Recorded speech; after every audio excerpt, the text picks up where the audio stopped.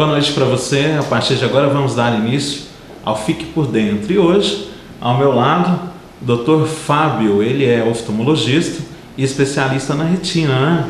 Boa noite, prazer, Dr. Fábio. Boa noite, o prazer é meu. Vou falar um pouquinho a respeito de retina, né? Quero falar um pouquinho a respeito do meu problema de visão, retinose. O que é retinose? Então, a retinose, ou retinose pigmentar, como é conhecida, é uma distrofia retiniana. Existem vários tipos de distrofias retinianas. Essas doenças são geralmente bilaterais, ou seja, cometem os dois olhos, tá? São hereditárias, mas no caso da retinose pigmentar, como muitas pessoas pensam que ela é só hereditária, não é verdade. Em torno de 35 a 40% dos casos é uma doença isolada, ou seja, nem os pais nem os irmãos apresentam a doença e a pessoa pode ser acometida. Mas também existem as formas hereditárias, certo? Certo. Hoje, atualmente, né, são muitos casos de retinose pigmentar? Bom, a média de prevalência da retinose é em torno de 1 para 5 mil, correto? Certo. Ou seja, se você for pensar em Uberlândia, por exemplo, em 650 mil habitantes, nós teríamos aí entre 120 e 130 pessoas com retinose pigmentar. E qual que é a gravidade da retinose? Bom, dependendo do tipo de herança, como eu estava explicando, ou ela é isolada ou autossômica dominante, que já é outro tipo de herança, que já não cabe muito entrar na parte de genética aqui, mas dependendo do tipo de herança, ela pode ser mais severa ou menos severa, ou seja, a pessoa pode ser acometida logo com 10 anos de idade, da primeira, segunda década, tá? E ter uma piora progressiva da visão. Tem outros casos que a pessoa começa a sentir a perda visual só com 30, 40 anos e mantém uma visão útil por muito tempo. Certo. No exame simples, aquele exame comum mesmo, no oftalmologista, já é possível detectar a retinose pigmentar ou tem que ser exames mais detalhados? Não, o diagnóstico de retinose pigmentar, o exame clínico já consegue detectar. A consulta oftalmológica e o mapeamento de retina, o médico já consegue detectar os sinais da retinose pigmentar no fundo do olho, que são alterações de pigmentação da retina, alteração no nervo óptico e nos vasos da retina. É um quadro que a gente chama de bem típico assim, ao exame fundoscópico de fundo de olho. Então dá para ser detectado. Só que o paciente, ele muitas vezes não sabe que tem a retinose, porque ainda não afetou a visão. Aí no exame de fundo de olho isso já pode ser detectado, porque quando começa a ter a constrição do campo visual, que é uma das características da retinose pigmentar, a doença já está realmente instalada, né?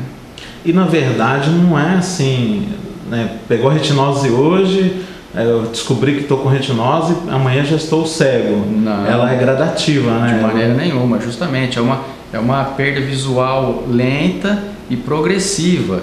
Que outra característica da retinose é que ela mantém a visão central, a mácula, que é o centro da visão, ela só é atingida em fases bem avançadas da doença. Então, primeiramente, o campo periférico que vai sendo acometido e a visão central, que é a visão útil, permanece por mais tempo. São vários tipos de retinose pigmentar? Não, então, além dos tipos genéticos, que são 5 tipos de herança, de hereditariedade, tem os tipos clínicos também. O mais comum é esse que eu estou comentando até agora. Agora, existem algumas retinoses que a gente chama de retinose pigmentar setorial, ou seja, só um pedaço da retina comprometido. Isso muitas vezes o paciente, 40, 50 anos, faz um fundo de olho, isso é detectado por acaso. Nem baixa de visual esse paciente não teve, é uma forma bem branda da retinose. Existem outros tipos de retinose que acometem mais ao redor dos vasos. Existe a retinose que a gente chama também de inversa, essa é mais rara e acomete já nas fases iniciais a mácula, ou seja, o centro da retina, e tem um prognóstico visual muito pior. Atualmente, Dr. Fábio, já tem algum tipo de tratamento? Como é que está a evolução do tratamento da retinose pigmentar? Bom, já estão sendo feitos vários estudos, mas nada ainda que está liberado já pela Anvisa ou pelo FDA, que é o órgão americano que libera o uso de produtos na medicina, mas já estão sendo testados o que? Células-tronco, tem um grupo em Ribeirão Preto tentando esse tratamento. Já estão sendo tentadas o que a gente chama de células encapsuladas, que é injetada uma cápsula bem pequena dentro do olho, que vai lentamente liberando um fator neurotrófico, que eles chamam, para tentar proteger as células, que são os fotoreceptores, que são afetados na retinose pigmentar, para impedirem que eles continuem se degradando. Só que ainda a gente não tem os resultados, né, a longo prazo para dizer se esse tratamento ainda vai ser aprovado ou não.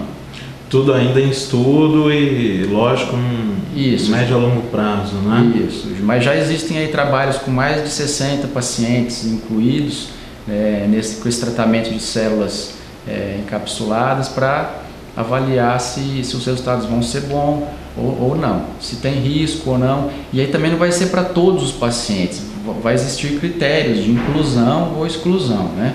De acordo com o campo visual, com os exames, o eletroretinograma, para saber se o paciente pode ser incluído no protocolo de tratamento ou não.